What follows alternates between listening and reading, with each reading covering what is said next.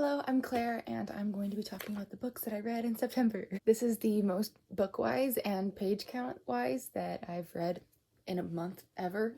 It goes in ranking order, ones that I enjoyed the least to the most. Starting off, Charlie and the Chocolate Factory by Roald Dahl. I gave this a 2 out of 5, I believe. I really disliked everything about it, and I think it's probably more of a 1 out of 5. But I like the movie enough that the ideas had to come from somewhere. It's a guy from a chocolate factory. He is getting old. He's trying to find a successor. So he puts out a bunch of golden tickets, and the people who have golden tickets get to go inside his factory. I think the reason I dislike this book so much is because of the way it talks about its characters. Everyone seemed to be like a caricature, and the way that Roald Dahl talked about some of the kids made me uncomfy to know. Also, the lessons that were trying to be like told in this, I felt were like gone about in like weird ways. I just didn't like my read of it. I wouldn't recommend it. Children of Virtue and Vengeance by Tommy Adeyemi. I gave this one a 3 out of 5 stars. I loved the first book, gave it 5 out of 5 stars. I thought it was super intricate. I loved all the characters. I was super hoping for like some fun arcs from all of them. This book was disappointing, and I hate to say that, but it felt like this was a lot of fluff and a lot of just character drama, where the last one was so plot driven. Yeah, everything that I liked about characters in the first one kind of became something I disliked in this book, as well as just the plots that were chosen, and it had some tropes I didn't like. This series is good for like opening up conversations about race, class, privilege, discrimination. It has some really good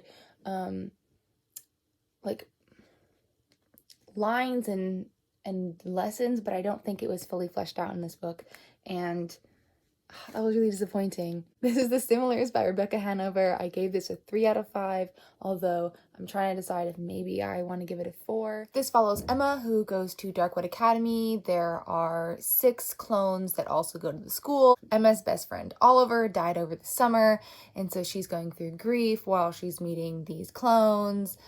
One of them happens to be the same one as her best friend who passed away, and it's her grappling with that, also with the clones.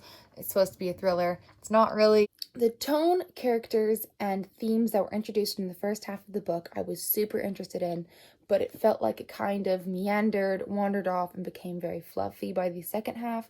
So it might just be because it is a first book. I was way too mean in my review of this.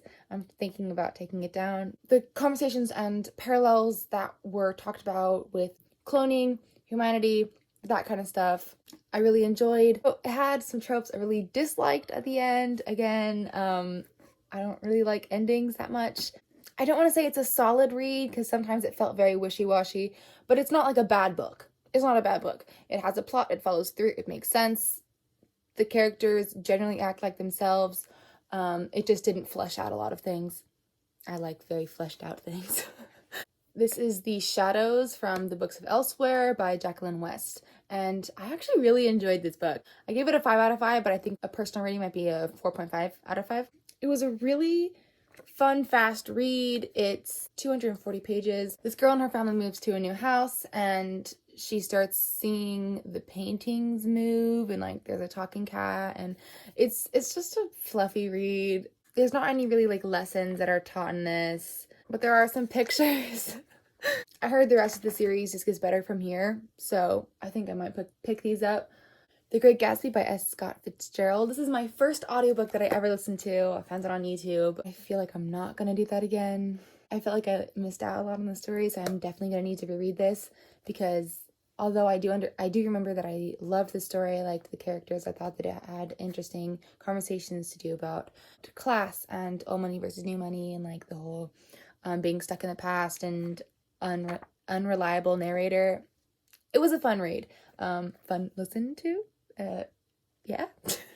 Although I remember thinking there were so many lines that I really enjoyed, and because it was an audiobook, I didn't get to highlight those or annotate it, so I'm definitely gonna have to reread this. It's super short, so it shouldn't be that bad.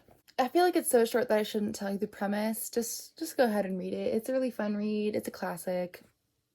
Worth the read. I gave it 5 out of 5 stars. Skyward by Brandon Sanderson. I gave this one 5 out of 5 stars. It's about a society who's gone underground. They live in caverns, and they do have an air force, and people can decide to be pilots and then go fight the aliens who are around doing their thing. So there's more to that, but I feel like you just need to read it to understand it. It's really good. The characters are great. The plot's great. It has fun pacing, interesting technology. There's a sassy AI. Don't be scared. It's great. Just have a read. It's a riot. The Illuminae Files by Amy Kaufman and Jay Kristoff. This book follows Kitty Grant and Ezra Mason as they take a journey on the Alexander with two other minor spaceships, the Hypatia and the Coriolanus. I don't remember, it starts with a C. They're in this spaceship. There's AI. There's viruses. It is a thriller. I gave this one 5 out of 5 stars. It's phenomenal. I can't rave about this book enough. It is dark and it is menacing and it is complex and intricate, and the characters, they're not written to be too young, they're not written to be like 30-year-olds, you know, like it's really well written, really well crafted. It's done in mixed media, so it's my first read of a mixed media written book, so I might be biased. But I think it was done very well. I felt like you could connect to the characters so much, even though you're not in their heads. You're just basically watching them. It feels so personal that you're like, that you have a little section of their life. It's not a commentary book, although I like to take meanings out of what I read. And I really got a lot about bravery and truth and fighting for what's right out of this book. So definitely worth it. 5 out of 5. So yeah, that's everything I read in September. From 2 stars to 5 stars, I found a new favorite. I think that everything's going well. Thank you for watching. Take care.